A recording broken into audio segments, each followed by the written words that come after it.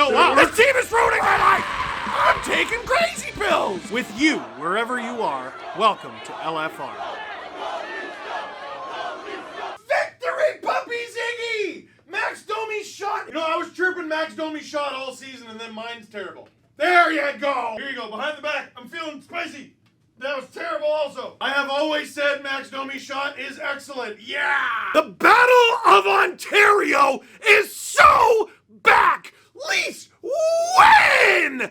3-2 in overtime of Game 2 of the Battle of Ontario, their first round series against the Ottawa Senators. Maximum Domi. I told you this thing was good luck. That's Ty Domi right in that picture right there. Here he is right here. I got this at a book signing. Should I take it out of the package? I'm probably gonna, but it goes against all my instincts. Seriously, if you're actually a collector of these things and you've ever cut one out of the packet, it feels horrible, right? And oh, if you think a paper cut sucks, oh, this game was very different from game one. Let's talk about it. First and foremost, heading into this game, it's like everyone forgot how the playoffs work. Anthony Stolarz missed a skate yesterday. Panic! Ridley Grigg and Nick Jensen missed the Sens morning skate. Oh! They all played. All of them played. They all look great, actually. Stolarz was sharp. Jensen's a real good player for the Sens back there. And Ridley Grigg was Ridley Grigg. Now, the Leafs slaughtered the Sens 6-2 in game one. And there were some numbers that were like, that game was actually closer than... Whatever, dude. It was 6-2. The Leafs got up 2-0. The Sens made it 2-1. They almost tied it. Didn't. Yeah, no, that was different in this one, yeah. Leafs go up 3-1, 4-1, 4-2. Oh, no. And then the Leafs make it 5-2, 6-2. It was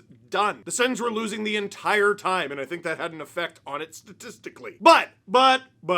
you gotta give respect to the Senators. Dude, they're a playoff team. There's 16 of them. Half the league is gone. They're already golfing, which means you don't gotta like them. I don't like them. You don't gotta like them. But you gotta respect them. Game 2 is probably not gonna be a 6-2 slaughter. Well, 3.5 minutes into the first, it actually looked like it might. Now, there's a little bit of flukiness to this goal, and it just goes off of Morgan Rielly's skate. But the way the goal develops, first of all, you make your own luck. Second of all, I encourage you to go back and watch it because it's actually kind of funny. If you look in the high slot, there's Dylan Cousins and David Perron, and Cousins is just sort of looking at Perron like, well, one of us isn't supposed to be here, and I'm not sure which one. This is where William Nylander passes it to Morgan Rielly, and Rielly ends up scoring. But dude, if this gets kicked out by Omar, gets a save or whatever, JT is right there. Could be a 2-on-1 going the other way, but it wasn't. You see this opportunity, you take it. But they didn't have to. William Nylander puts it off Morgan Rielly's skate, and playoff Rielly is a thing! Which is to say, playoff Rielly is a man! He's got goals in back-to-back games in a 2-game series. Oh, Steve, that's such a small sample. Well, hey, go look at all the years where the Leafs lost. Yeah, all right, fair point, but if you look at Rielly's numbers, they don't make any sense. Morgan Rielly has 513 points in 873 regular season games. I can't believe it's that much either. Not the points. Like, this is our sweet bouncing baby boy. When did he get... You mean to tell me in like 2 seasons he's gonna be at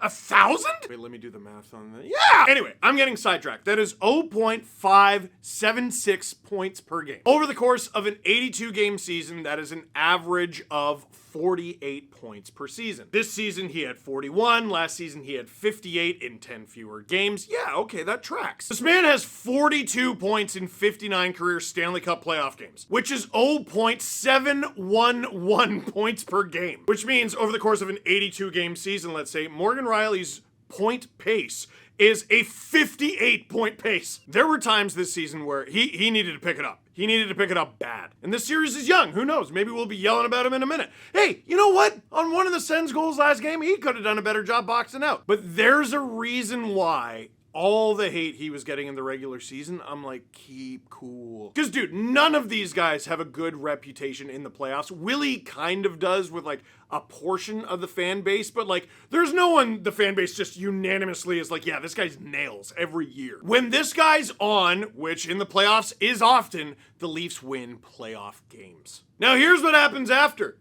Chris Tanev takes a penalty on Brady Tkachuk. It's a high stick. I don't know. Bit of a sell, if you ask me. I know it was a high stick. Shut up. Play the role. And also, like, I didn't feel very good in the moment. One, I don't want to awaken Brady Tkachuk because, I mean, he hasn't been great through 2 games. He did have the goal in this one, but I would still stand by that. And if you're going on the penalty kill, you probably want to bring Chris Tanev with you. And on that power play, the Sens lit the Leafs up. But the puck doesn't go in, and the funny thing about the power play that you wanted so badly is you're allowed to score. But sometimes you don't. And oh, look at that! The Leafs get a power play of their own! Artem Zub tripping against Pontus Holmberg. Well, you can't do that! Oh, Pontus, growing on me like a vine, that Pontus! Leafs go to the power play. But you never know. No, it might not work out. We actually just found out that you are allowed to not allow a power play goal against. First of all, Nyes does not get this goal. He doesn't even get an assist on this goal, but he ought to. One of the things that I think made the Leafs power play so potent this season, especially in the second half of the season, was, well, this. I mean, look at this. Well, how are you moving that? You ever tried to move a fridge? You ever tried to move it by yourself? That's Matthew Nyes, my friend. John Tavares rips it, hoping to find Matthew Nyes. And with this goal, I can't imagine how it felt to be an Ottawa Senators fan in that moment. Leaving game one thinking, oh, the refs hate us. And after this goal, being like, oh, wait, it's not the refs. The universe hates us. Linus Ullmark, coming out of game one, much maligned, much criticized. Allows a goal less than 4 minutes in. All right, let's get it back together. Come on, Linus, make a save. And he does. And the puck bounces off of him and off a defender and in. Yeah, no, that's the universe, man. That's not me being a Leaf fan with reverse psychology or whatever. Like, I'm just saying. Listen, it's been a while since the Ottawa Senators were in the playoffs. The Leafs are in the playoffs every year. And I don't know if you've noticed this, but it doesn't always go well. And I'm just saying, I know the universe when I see it, and it doesn't like you. And the Sens are doing this stuff, and they're trying to get in the Leafs' kitchen. Brady Tkachuk high sticks John Tavares in the face in front of several refs who give him a very stern ho ho ho. There's your playoff whistle you were asking for. So that's just fine then. See, I think what Nick Robertson's mistake was later in the game is he high sticked one of the Senators during play while playing hockey. Oh, Nick, you gotta do it after the period is done while everyone's skating off, and you make it look accidentally on purpose in front of a pile of dudes wearing black and white stripes. Then it's fine. Second period, what happens? Well, it takes a while, but it happens. Nick Robertson takes that penalty while playing hockey. How stupid of him. It actually wasn't a very good penalty. Nick, you probably shouldn't have done that. And who gets it? Of course, because of course, Brady Tkachuk. Brady Tkachuk scoring a power play goal while a Leaf is in the box for high sticking after what he did at the end of the first. Just mwah! Universe like, LMAO, I hate you too. Chuck literally puts it behind his back and off of Brandon Carlo's skate and in. Brandon! That's not the universe. That's not even, that might be the universe, but it's not just the universe. I've loved Brandon Carlo since becoming a Leaf, but you gotta remember, he's a former Bruin. Old habits die hard. So now the Sens are within one. And we head to the second intermission. Diddly diddly doodly. And the Leafs take a lead into the third period. Diddly doodly. And they have never failed to hold on to it before. Diddly doodly. This was the dumbest period of hockey. Let me just say, after the first two games of the series, I am not interested in hearing any more numbers. Like after game one, Sens fans were talking about, well, you know what, we did pretty good at 5-on-5. Well, you lost game one because very little of the game was at 5-on-5. Stop calling penalties. Stop being a chiropractor. And then there's this game. We were talking about it on the stream, and it didn't feel like this at all, but it came up that the Leafs in the third period, we're out shooting the Sens 7-0. And to give you an idea of exactly how stupid that was, at one point the shot attempts were 12-12. The Leafs, all game long, they were doing a good job stifling the Sens breakout. But sometimes the Sens would overcome it and get into the Leaf zone. Traffic in front is a good thing, but too much traffic in front causes problems, and that's been the Leafs through the first two games. Sens shoot. Puck goes off a leg. Sens shoot. They shoot wide because there was someone in the way. On and on and on, and the Leafs clear it, and the Sens get it back, and they put it on again, and it doesn't get through, and the Leafs go and get it, and they clear it, and it was just that over and over and over again, and it led to a few Leaf shots. And Ullmark, to his credit, when the shots are getting through, is making saves. It's almost as if he's a good goalie, and he wasn't going to be bad forever. But even though the Sens had not successfully gotten a shot on goal, it felt like the dam might break. As the third period went on, the Leafs were fading and fading and fading, and it was death by 1,000 cuts. Little things like not getting the puck out when you could, not carrying it out when you could, and a couple icings really hurt them and exhausted them. Like Berube's got Nylander out there for a few shifts to replace Robertson. Like he's already trying to shorten his bench. You can't be getting hemmed in, and the Sens did a really good job just wearing the Leafs down. down as the third period went. This is just such a good shift from Adam Gaudette, who, a reminder, a couple years ago could not make the Leafs. 5:20 to go in the third period. Oh, it hurts to look at. OEL has the puck behind the net.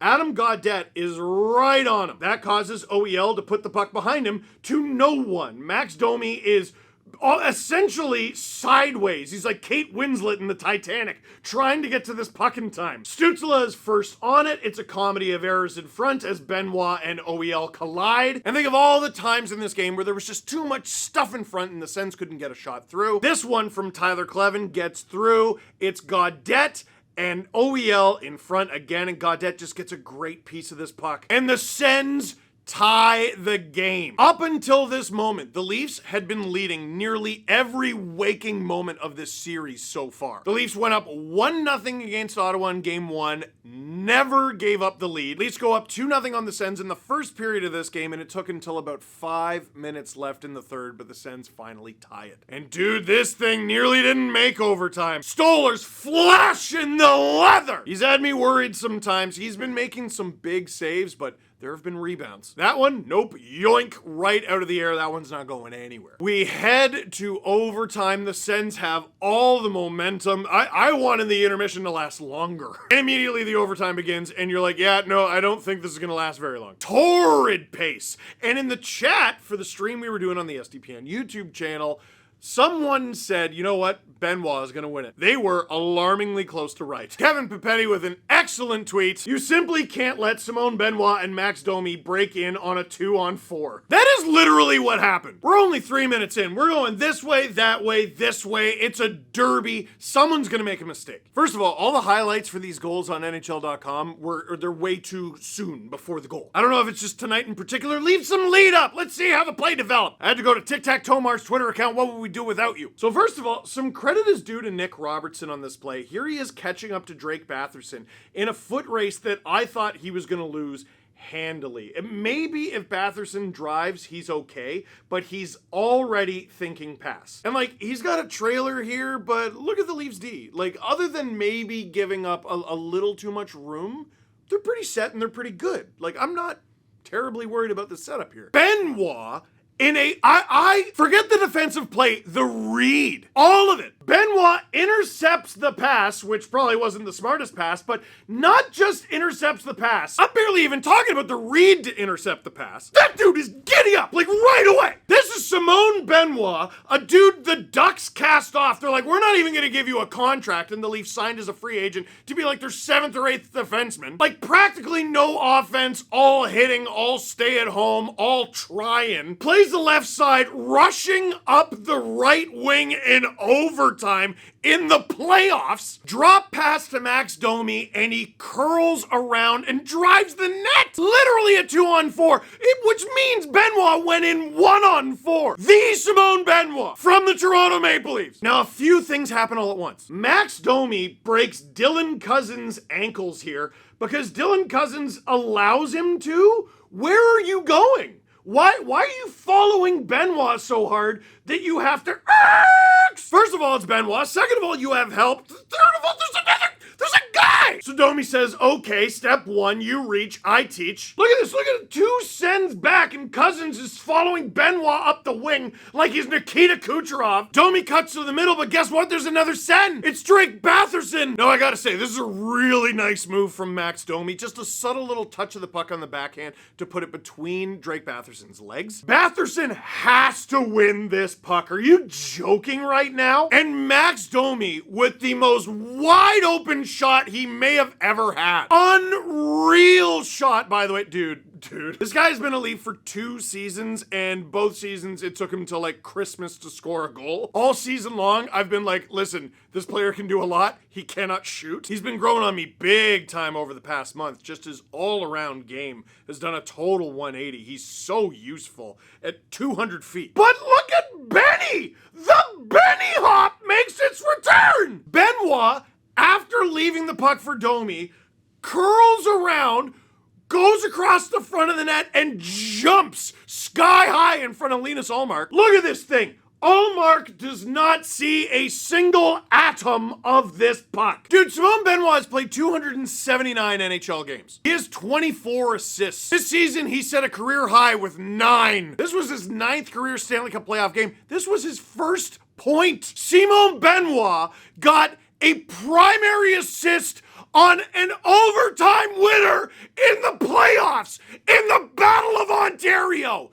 This is why you watch the games. And Ty's boy, Max Domi, maximum Domi. No help, no reinforcements, no nothing. Give me the puck and Benny, and we're good. And the Leafs take a 2-0 lead in the series up the road to Ottawa for Game 3.